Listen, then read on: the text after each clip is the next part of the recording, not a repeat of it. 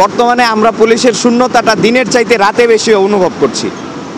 কারণ আমাদের রাতে এই শহরগুলোতে, আমার বাসা আব্দুল্লাহপুর, এখানে একদম মেন রোড সংলগ্ন আপনার 11 নম্বর সেক্টর, উত্তর 11 নম্বর সেক্টর, 12 নম্বর সেক্টর, 5 নম্বর সেক্টর, জোনাল মার্কেট এরিয়াতে ডাকাতিগুলো হয়েছে। তো এই পুলিশের অভাবেই তো এই ডাকাতিগুলো হয়েছে। ডাকাতগুলো সুযোগ পাইছে, সুযোগ পায় আমাদের আক্রমণ করছে। তো অবশ্যই আমি সকল পুলিশ ভাইদের প্রতি আহ্বান জানাচ্ছি যে ভাই, আপনারা যত দ্রুত সম্ভব আমাদের পাশে দাঁড়ান। আর আমরা ছাত্র সমাজ যারা আছি সবাই আপনাদের সাথে আছি, শুধুমাত্র দুর্নীতির বিরুদ্ধে আছি। আমরা দেশে এখন আমরাই আমাদের দেশ, আমরা সবাই মিলেই আমাদের দেশ। সবাই যদি সমান সহযোগিতা করতে পারি, ধরেন এই যে আমরা কাজ করছি, কেউ এসে আমাদের খাবার দিচ্ছে, কেউ এসে পানি দিচ্ছে, কেউ এসে জিজ্ঞেস করছে কোনো সমস্যা হচ্ছে কিনা, এই যে এগুলোই তো। পাশাপাশি অনেকে আমরা দেখেছি যে ময়লাগুলো পরিষ্কার করছে। তো সবাই যদি সচেতন হই তাহলে আমাদের এই ভোগান্তিটা আর থাকবে না।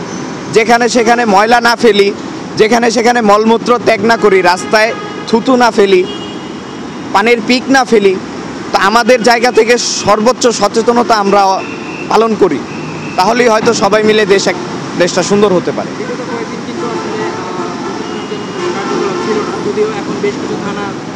যে কার্যকলাপ শুরু হয়েছে, আরও বেশ কিছু বাকি আছে। ট্রাফিক বিভাগেরও সেম একই অবস্থা। তো এই ক্ষেত্রে আসলে আপনারা কোনো শূন্যতা অনুভব করছেন যে আসলে কী করা উচিত বা ওনাদের আসলে কাজে ফেরা উচিত কিনা? তা তো অবশ্যই। বাংলাদেশের পুলিশ বাহিনী দেশ নিয়ন্ত্রণে অন্যতম গুরুত্বপূর্ণ ভূমিকা পালন করে। তো আপনার এই যে পুলিশজন নিরস্ত্র হয়ে গেছে, বিভিন্ন থানায় ডাকাতি হয়েছে, বিভিন্ন থানার থেকে অস্ত্র চুরি হয়েছে, পুলিশের পোশাক পর্যন্ত মানুষ চুরি করে নিয়ে গেছে। তা আমাদের এই উত্তরা পূর্ব থানায় আগুন দেওয়া হয়েছে, তারপরে খিলক্ষেত থানায় আগুন দেওয়া হয়েছে। কিছু দুর্বৃত্তকারীরা যারা দেশকে পঙ্গু করতে চায়, দেশের সামরিক শাসন ব্যবস্থাকে দুর্বল করতে চায়, তারাই এই কাজগুলোর জন্য আগে স্টেপ নিয়েছে। তো এখন বর্তমানে আমরা পুলিশের শূন্যতাটা দিনের চাইতে রাতে বেশি অনুভব করছি। কারণ আমাদের রাতে এই শহরগুলোতে, আমার বাসা আব্দুল্লাহপুর, এখানে একদম মেন রোড সংলগ্ন আপনার 11 নম্বর সেক্টর, উত্তর 11 নম্বর সেক্টর, 12 নম্বর সেক্টর, 5 নম্বর সেক্টর, জোনাল মার্কেট এরিয়াতে ডাকাতিগুলো হয়েছে। তো এই পুলিশের অভাবেই তো এই ডাকাতিগুলো হয়েছে। ডাকাতগুলো সুযোগ পাইছে, সুযোগ পায় আমাদের আক্রমণ করছে।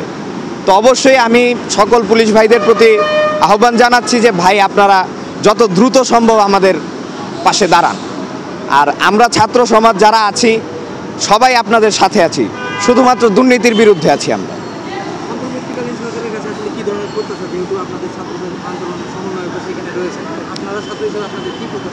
আচ্ছা, এইখানে আমার দুইটা আক্ষেপ। প্রথমত, বাংলাদেশের অনেক বড় বড় নেতাকর্মীরা বলছে যে কম বয়সী কেন মন্ত্রী পরিষদে উপদেষ্টা হিসেবে পদ পাইছে। আসলে ভাই, পদটা পাওয়ার বিষয় হচ্ছে আপনাদের এখানে, আমি নাম ধরে বলতে চাচ্ছি ডাইরেক্ট, এমপি মমতাজ ছিল। তার যোগ্যতা কতটুকু ছিল, শিক্ষিত সে কতটুকু ছিল, সে কি অন্তত 5 পাস করছে কিনা তারও কোনো সার্টিফিকেট কেউ পায় নাই। তো আপনারা কেন এই ঢাকা ইউনিভার্সিটি থেকে পড়ে বেরোইছে দুইজনই, নাহিদ ভাই, আসিফ ভাই, দুইজনই কিন্তু ঢাকা ইউনিভার্সিটির স্টুডেন্ট। তো বাংলাদেশের ক্ষেত্রে ঢাকা ইউনিভার্সিটি অনেক বড় একটা জায়গা। তো আপনারা তো আপনাদের এমপি মন্ত্রীদের সাথে তো আর এদের তুলনা করলে হবে না। অবশ্যই তারা দেশের জন্য কাজ করার জন্য যোগ্য মনে হয়েছে, এই জন্যই তো তাদের মন্ত্রী পরিষদে রাখা হয়েছে। এই গেল এক।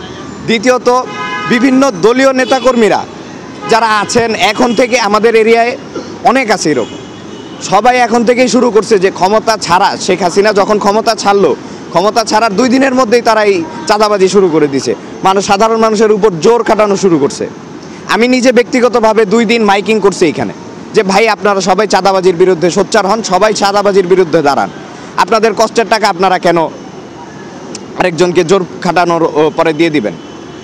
তো অন্তর্বর্তীকালীন সরকারের কাছে আমার অনুরোধ যে দেশের সকল দুর্নীতি যাতে বিলুপ্ত হয়, এমনভাবে বিলুপ্ত হয় যাতে কোনো দিন না ফিরে আসে।